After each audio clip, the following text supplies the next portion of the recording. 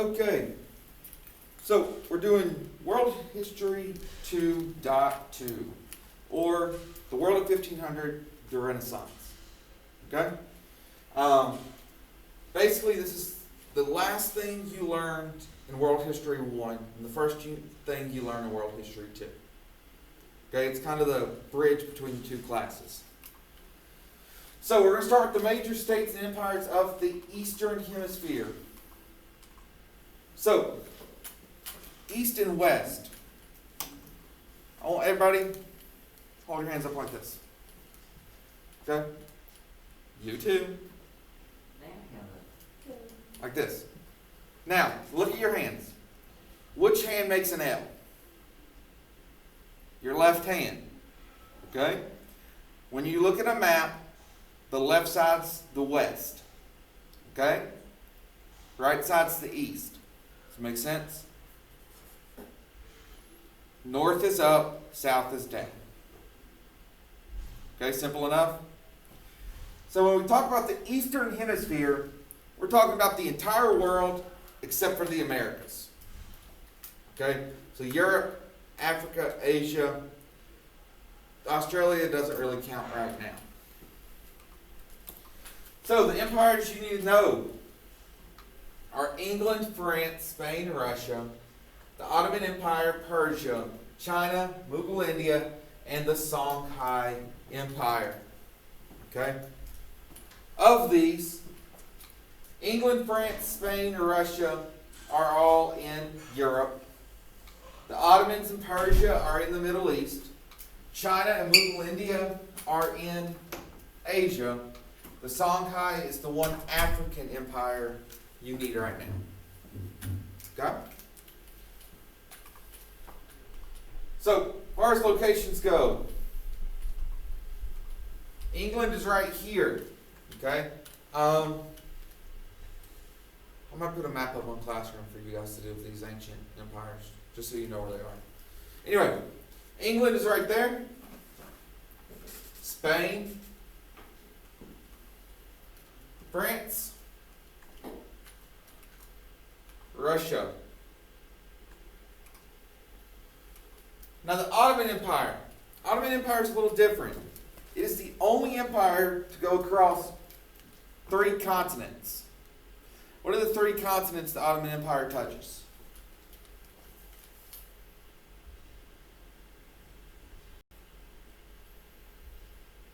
Anybody? Europe and Asia. Do what? Africa, Europe, and Asia. Exactly. Africa, right down here. Europe, and Asia. If you guys had just looked at this map, it would have given you the answer. Okay? Promise, I'm not going to ask you trick questions. This area is known as Asia Minor. Okay? Asia Minor. It's where modern day Turkey is. So Asia Minor is where modern day Turkey is. The Ottoman Empire was known for trade in 2 things: coffee and ceramics. How many of y'all been to Myrtle Beach? Or Gatlinburg, or some tourist trap of a town?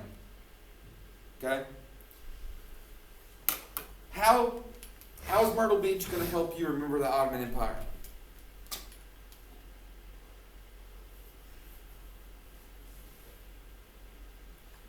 How many of y'all been to a souvenir shop? Like Waves or Pacific or any of those? Wings, whatever. You always got the really crappy, really tacky coffee mugs, right? That have like a dolphin waving a rebel flag, jumping over the waves with NASCAR on it or something. I think I just stereotyped Myrtle Beach pretty well. So, how is a coffee cup from Myrtle Beach going to help you remember coffee and ceramics?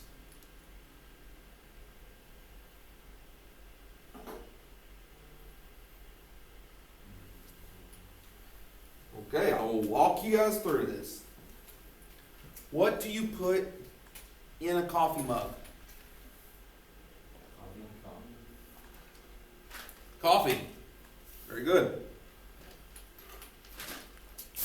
What is that coffee mug made out of? Coffee No, not the coffee itself, the coffee mug. Ceramic. Okay? That's a really hard word to say with a mask on. Ceramic. Okay? So, coffee and ceramics, literally just think of a coffee mug and you'll be fine. Okay? Good? The Ottoman Empire is also an Islamic empire. They practiced Islam. They used Islam as a unifying force to bring together all these different people to build this empire. Any questions so far?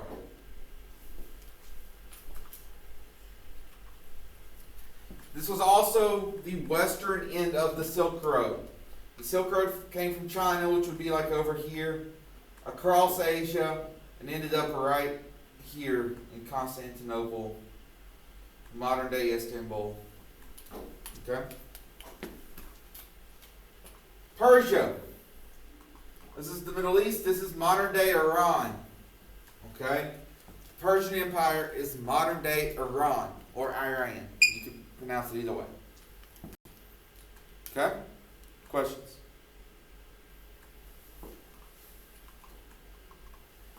Okay, with the Mughal Empire, this is modern day India, but it's the northern portion of India. Okay? See, right down here, the very southern portion was not part of the Ottoman Empire, it was independent. Here you have a trade in textiles as well as the Taj Mahal. Okay? The Taj Mahal is a really fancy, it's one of the seven wonders of the world. Do you guys want me to go ahead and tell you the story about the Taj Mahal now, or wait till Unit 5 when we talk about India some more? No. Now? I'm gonna forget it anyway. Okay, so with the Taj Mahal, let me pull up a picture of the Taj Mahal so you know what it looks like while I'm telling the story.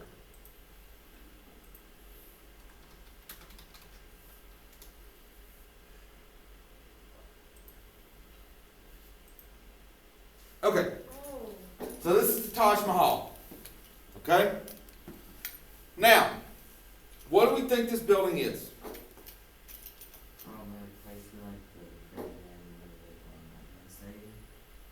Okay. Any other guesses? This building, well, let's start with something else first. This is Islamic architecture. Okay?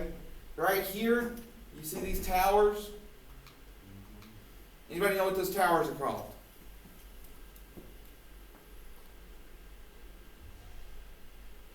Called minarets. Okay? Minarets. If you see something with those towers, it's an Islamic building. Okay? Usually a mosque, something like that. Now, Taj Mahal is not a mosque. The Taj Mahal is a mausoleum. Anybody know what a mausoleum is?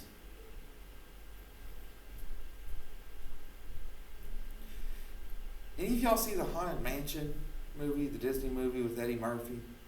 Yeah. Is that before y'all's time? Okay. Anyway, that won't work for an example then. Basically, this whole building was built to house one body. One person. A mausoleum is like a really, really fancy grave. The Shah of India at the time loved his wife more than anything else in the world. Okay? He was madly in love with her, and she dies. Rest in peace, really sad story, whatever. She dies. So, the Shah hires the best architects in India to build her this mausoleum. And he's so pleased with it. He's so happy. It's so beautiful, and it just fits his wife perfectly. So, what does he do to the architects? Any guesses? All right. So, what he does, he invites the architects over to his palace for a big banquet to celebrate them. And then one by one, he has the architects brought into a room, chops their hands off. Why? So they won't build anything like it again? Do what? So they won't build anything like it again? Perfect. So they can't build anything as beautiful as the Taj Mahal again. Because he doesn't want any other building to be as beautiful as the one built in honor of his wife. That's true love. Okay? That's true love. If your significant other isn't willing to chop off somebody's hands for you, it's not real. Seriously though, if they're going to chop off someone's hands, you might want to run. That's like some Ted Bundy, something ain't going to end well. Alright, Songhai Empire. This is in Africa. They traded gold and salt. Okay? You'll see Africa trading raw materials. There's 3 raw materials you'll see with Africa. Gold, salt, and ivory. What is ivory?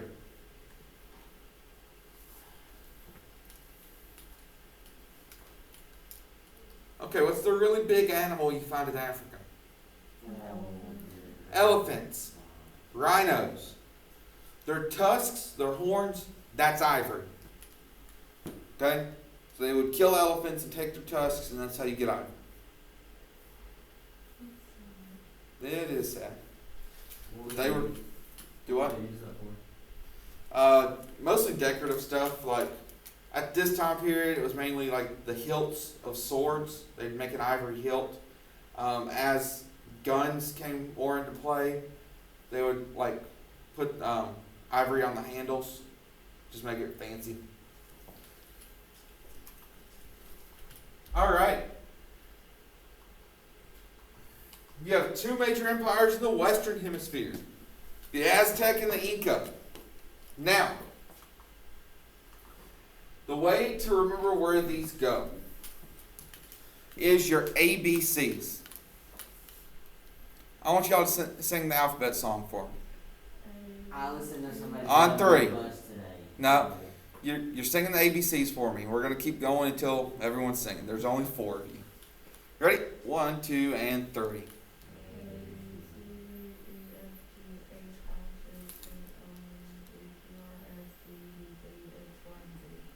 Thank you, Mia.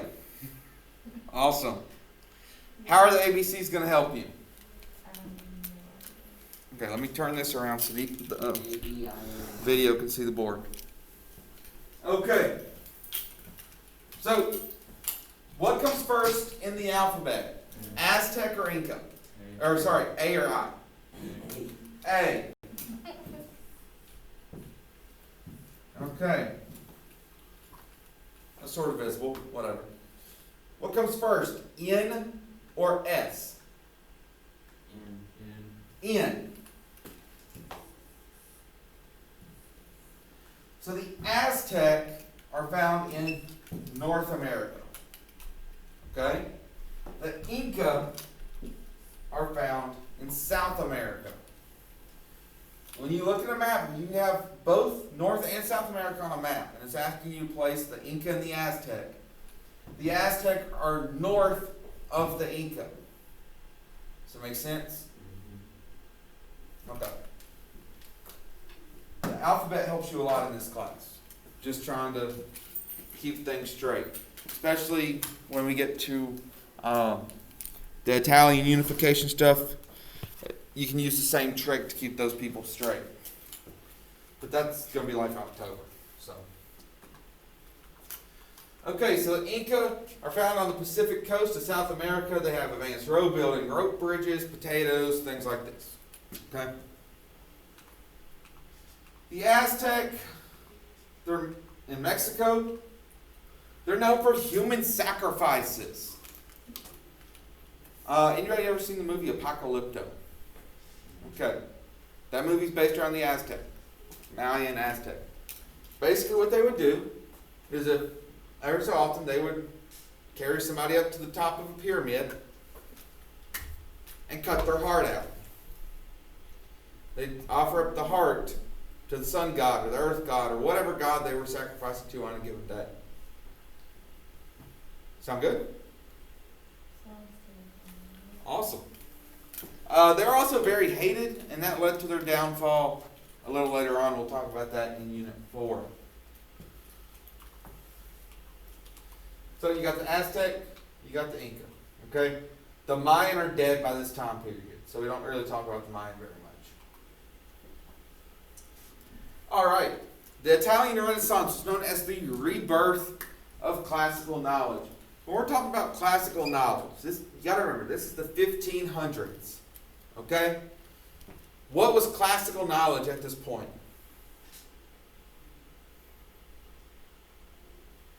Who were the two really big empires that you guys learned about last year? One started with a G, one started with an R.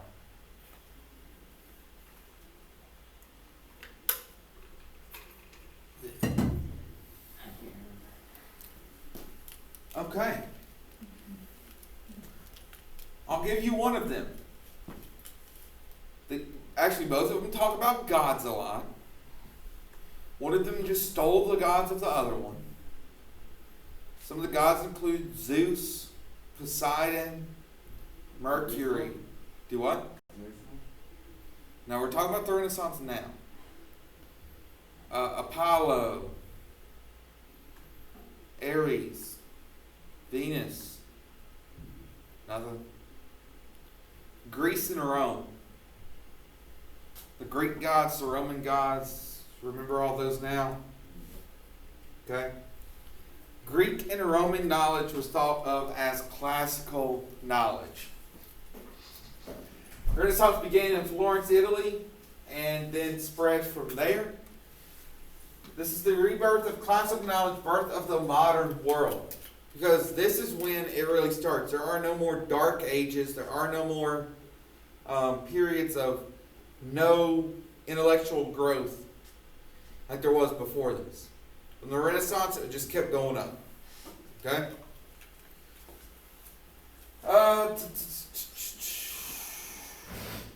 Began in northern Italy. Medieval art and literature focused on the church and salvation. This is where you get a lot of paintings of like angels and Mary and Jesus and all this stuff.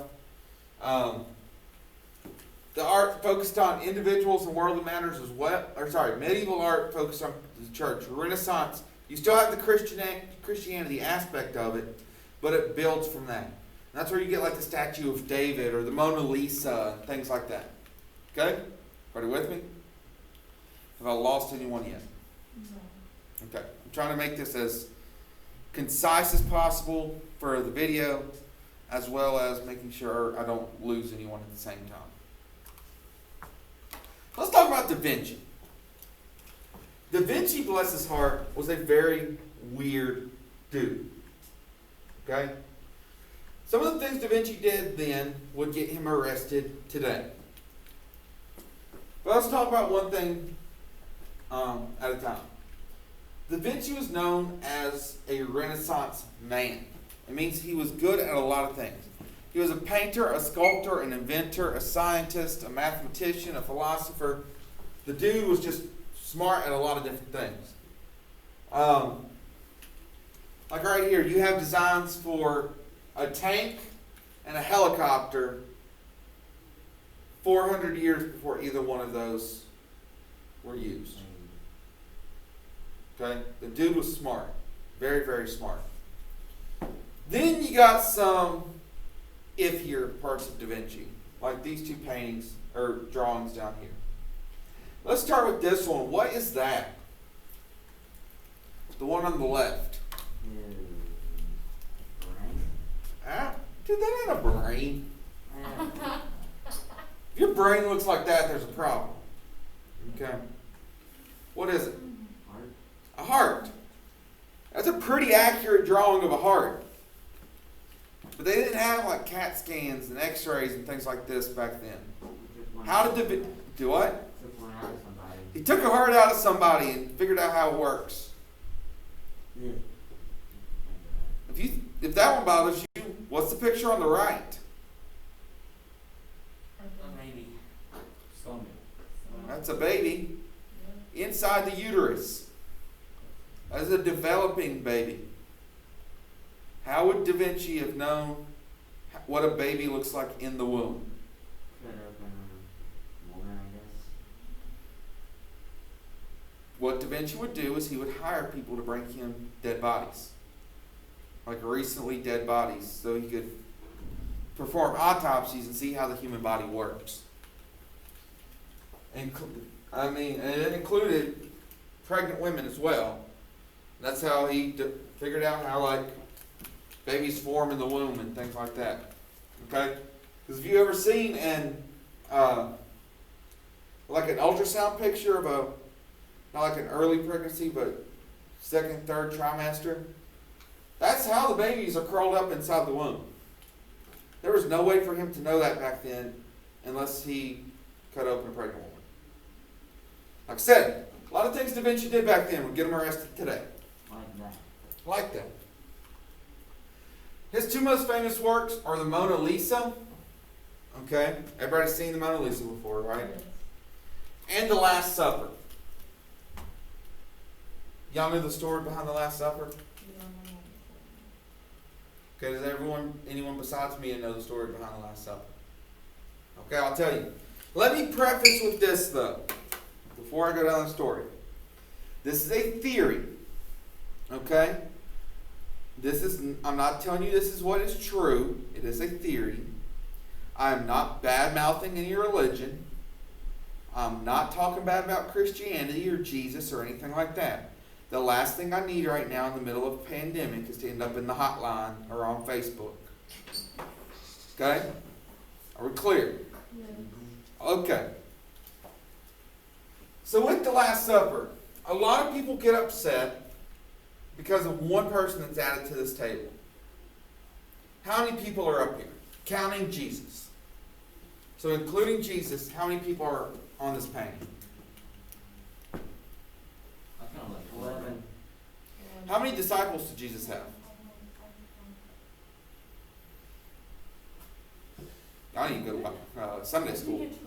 Jesus has 12 disciples. So 12 disciples of Jesus is how many people?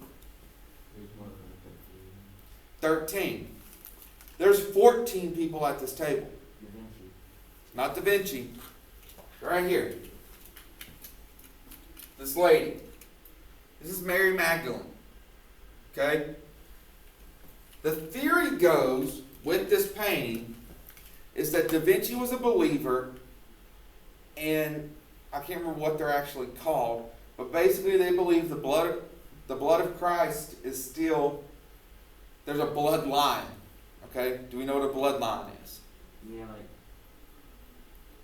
For example, somewhere down my line, my mom went through all the genealogy stuff. I'm related to King Richard III of England. Okay, so back down my bloodline, there's a king. Okay? So some people believe the bloodline of Jesus continues. Well, what has to happen for there to be a bloodline of Jesus? That's how it is. He has to have a kid. Okay? Does the Bible say that Jesus had a kid? No. No. The theory is that Jesus, right here, fell in love with Mary and had a child. And if you look at this painting, you cut out Mary from right here and move her right here. You see how her head's kind of leaned over to the side? Yeah. If you move her over, her head fits perfectly laying up against Jesus' shoulder. And you see how Jesus' head's kind of tilted the other way? His head rests on hers if you move her over.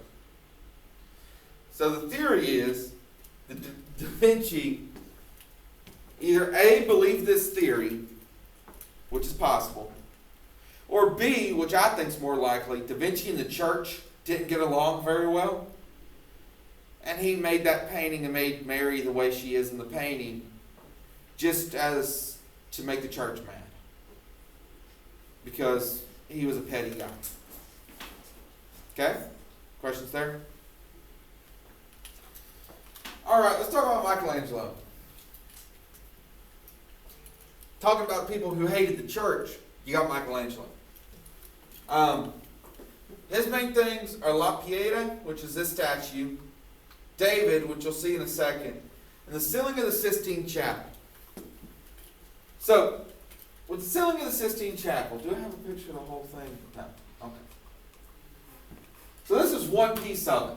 This is the most famous part. It's the creation of Adam.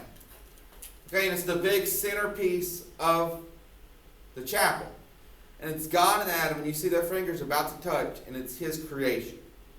Okay, does it make sense? Now, the church hired Michelangelo, and their one thing was, please, do not put any naked people on the church.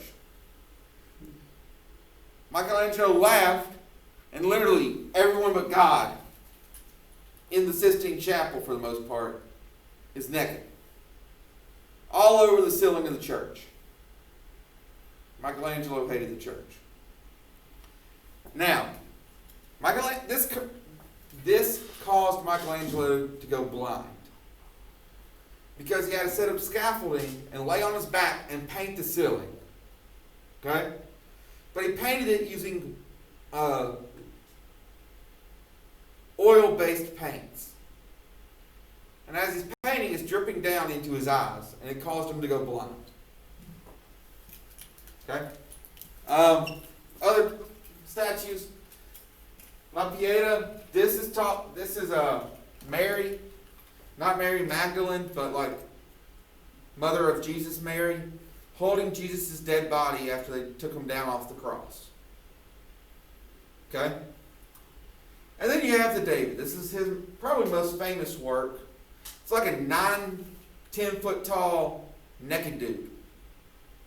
And it's one of the most famous statues in the world. So, there you go. Now the Northern Renaissance took longer to get to the northern areas of Europe due to the Black Death. Okay? A lot of people died in Europe, and dead people don't transfer ideas very well. Okay? Side note, one of my favorite parts of history is the Scottish, okay, back before England and Scotland were one country. The Scots hate the English, and when the English caught the plague, the Scottish were like, yes, we can invade England now. So they invaded England. Then went back to Scotland, took the plague back with them and wiped out half their population. The other thing that happened is if cities like put the walls up around it and block their city off from people coming in, the opposing army would load up people with the plague on catapults and just catapult the bodies over the walls into the city to get people sick. So imagine you're walking down the street and you have walls up around your city. You think everything's fine. And here comes 15 dead guys with the plague just raining down onto the city. War was crazy back then. Okay? That would be a war crime today. Back then, it was just a typical Tuesday. You also have the humanism with the Northern Renaissance, which we'll get to in a second, with Erasmus. Okay? Erasmus, the church hated him too. So are we seeing a common theme here? Okay? In Praise of Folly, was Erasmus making fun of the Catholic Church and everything like that? Okay? This led to him getting kicked out of the church and them ordering his arrest and death, and he had to flee. Yes, sir. How many freshmen do you have? All 4 of them, I have 1 missing today. So I have 5 on A days and Okay.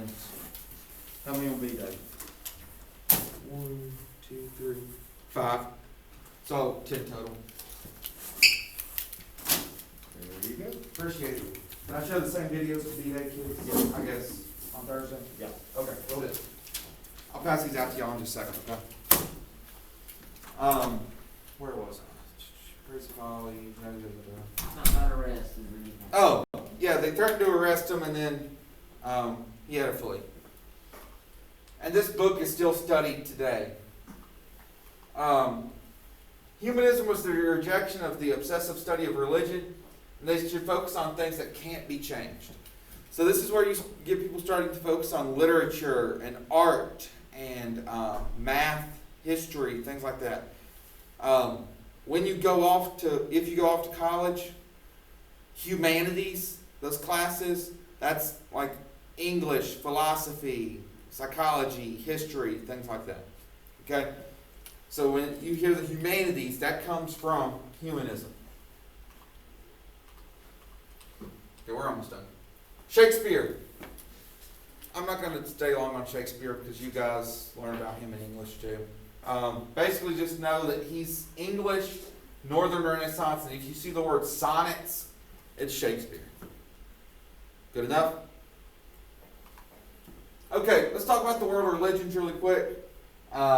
Today we're just going to hit them quick, and then at the end of the semester, we'll go a little more in depth with them.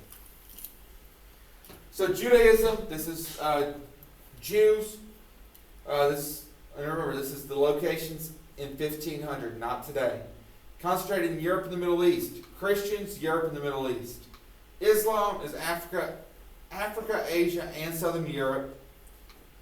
Hinduism is India and Southeast Asia. Buddhism is East and Southeast Asia. Okay? Good enough? Travel and trade patterns. Okay, Silk Road goes across Asia to the Mediterranean basin. Maritime, if you see maritime, we're talking about oceans and water. Trans-Saharan. Where is the Trans-Saharan routes? It's North Africa, but what do they go across? The Sahara Desert. Okay? So what religion would be with the Trans-Saharan routes if it's Africa?